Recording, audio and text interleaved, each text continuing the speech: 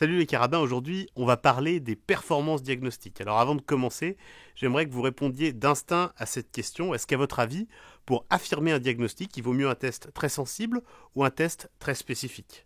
Si vous avez répondu très spécifique, votre intuition a vu juste. Si vous avez répondu sensible, T'es une vraie nouille. vous n'allez pas perdre votre temps pendant les quelques minutes à venir. Ouais, c'est pas faux. Vous avez tous déjà appris le tableau de contingence avec les vrais positifs, les faux positifs, les vrais négatifs, les faux négatifs. Je vous propose de réfléchir un petit peu différemment. Quel est le test, selon vous, qui pourrait vous être utile pour affirmer un diagnostic? Je vous propose de prendre l'exemple du signe de Babinski. Le signe de Babinski, il permet d'affirmer un syndrome pyramidal. C'est un signe pathognomonique. Qu'est-ce que ça veut dire? Ça veut dire qu'un signe pathognomonique a 100% de spécificité.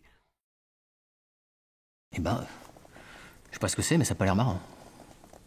Un signe spécifique, a fortiori un signe pathognomonique, n'a pas ou peu de faux positifs. C'est-à-dire que, en présence de ce signe, vous pouvez affirmer la maladie.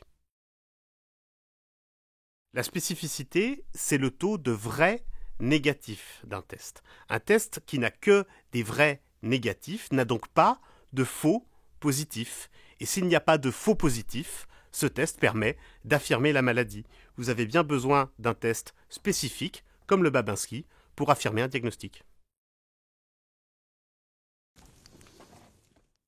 Vous pouvez donc mettre dans un coin de votre tête pour plus tard qu'un signe spécifique a donc une très bonne valeur prédictive positive. On va maintenant prendre l'exemple d'un test utile pour éliminer une pathologie. Ce test, c'est les dédimères. Quand les dédimères sont négatifs, vous êtes presque sûr qu'il n'y a pas de thrombose. Les dédimères sont un test sensible qui est très utile pour éliminer une pathologie. Mathématiquement à nouveau, la sensibilité est le taux de vrais positifs. Un test qui a beaucoup de vrais positifs est utile pour éliminer une pathologie parce qu'il n'a pas de faux négatifs. Tous les patients qui sont moins sont indemnes de la maladie. C'est-à-dire? Un test sensible a donc une très bonne valeur prédictive négative. En résumé, si vous n'avez pas envie de vous prendre la tête avec des formules, retenez test sensible, dédimère, j'élimine une pathologie. Test spécifique, Babinski, j'affirme une pathologie. Tiens, on dirait qu'il vous a compris. La sensibilité et la spécificité sont les caractéristiques informationnelles intrinsèques d'un test, c'est-à-dire qu'elles dépendent uniquement des qualités du test et pas de la fréquence de la maladie dans la population.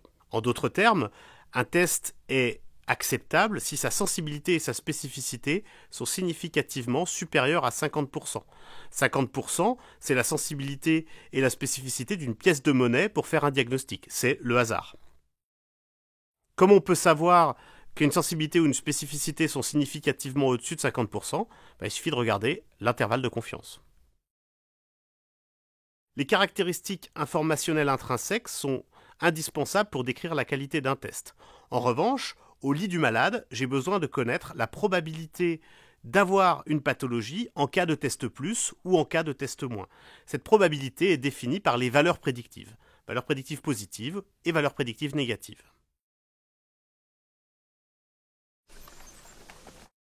Contrairement aux caractéristiques informationnelles intrinsèques, les valeurs prédictives dépendent de la fréquence de la maladie. Parce que très trivialement, plus une maladie est fréquente, plus j'ai de chances de la trouver, quel que soit le test. Plus une maladie est rare, plus j'ai de chances de l'éliminer, quel que soit le test. Pour les caractéristiques informationnelles intrinsèques, on dit que le test est acceptable si elle dépasse 50%. Par contre, pour les valeurs prédictives, il faut s'intéresser à la probabilité pré-test, c'est-à-dire à la fréquence de maladie. Je m'explique, prenons l'exemple d'une maladie rare qui concerne 0,1% de la population. Si vous appliquez un test de manière systématique à toute la population et que votre valeur prédictive positive est de 40%, ça veut dire que vous passerez de 0,1% de risque de maladie avant le test à 40% de probabilité après le test. C'est donc un test qui est très utile pour affirmer une maladie. Pour faire le lien entre la probabilité pré-test et la probabilité post-test, on dispose de deux outils qui sont les rapports de vraisemblance et le nomogramme de Fagan. Les formules des rapports de vraisemblance sont données ici.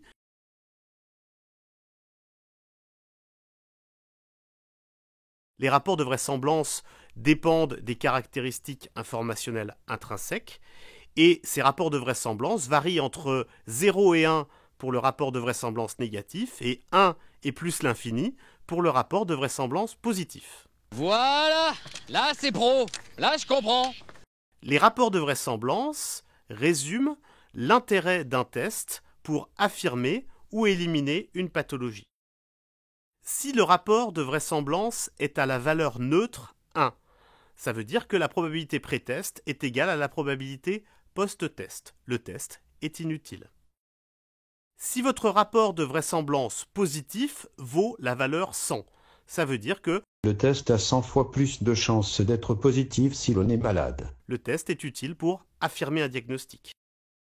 Si votre rapport de vraisemblance négatif est égal à 10 puissance moins 3, ça veut dire que le test a 1000 fois moins de chances d'être positif si l'on est indemne. Le test est donc utile pour éliminer un diagnostic. Ça l'a calmé le bouseux. Les valeurs habituellement retenues pour caractériser un test à partir de ces rapports de vraisemblance sont données dans ce tableau. Brièvement, plus le rapport de vraisemblance s'éloigne de 1, plus le test est utile. Si en revanche il est très proche de 1, ça veut dire que la probabilité pré-test et la probabilité post-test sont très proches et que donc le test n'a pas d'intérêt. Pour ceux qui se sont assoupis, je vous rappelle que la valeur prédictive positive, c'est la probabilité post-test d'avoir la maladie, et la valeur prédictive négative, la probabilité post-test d'en être indemne. Moi, jusque-là, il n'y a rien qui me choque.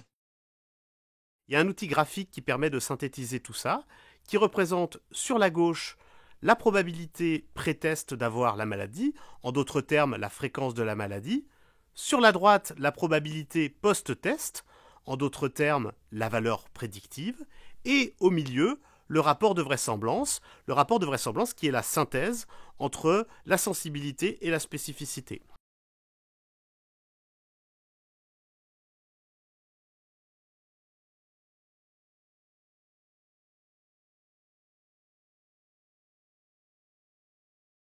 Mais bon, la gauche, la droite, c'est bien gentil ça, mais moi, il me faut du concret. Cet outil graphique qui s'appelle nomogramme de Fagan. Sur le nomogramme de Fagan, vous partez de la fréquence de la maladie, vous passez par le rapport de vraisemblance et vous arrivez à la probabilité post-test de maladie. Ça vous permet de vous représenter graphiquement le lien qu'il y a entre la fréquence de la maladie et les valeurs prédictives et de bien comprendre que c'est les caractéristiques informationnelles intrinsèques qui sont représentées par les rapports de vraisemblance qui vont permettre de faire le lien entre les deux. Et finalement, c'est comme ça qu'il faut comprendre les performances diagnostiques. En résumé, un test est acceptable si sa sensibilité et sa spécificité sont supérieures à 50%, et si sa valeur prédictive positive est très largement supérieure à la fréquence de la maladie dans l'échantillon, ou que sa valeur prédictive négative est très largement supérieure de la probabilité d'être indemne au départ. Les rapports de vraisemblance sont les outils synthétiques les plus intéressants pour décrire la qualité intrinsèque d'un test. J'espère que tout ça est un peu plus clair pour vous et que les Dedimer et le Babinski vous aideront pour répondre à vos futurs QCM. En tout cas, on répondra à toutes vos questions dans l'espace commentaire et on vous dit à bientôt. Salut. Ces bourgeois, on ne sait plus quoi inventer. À force de lire et d'écrire, ils deviennent tous plus cons les uns que les autres.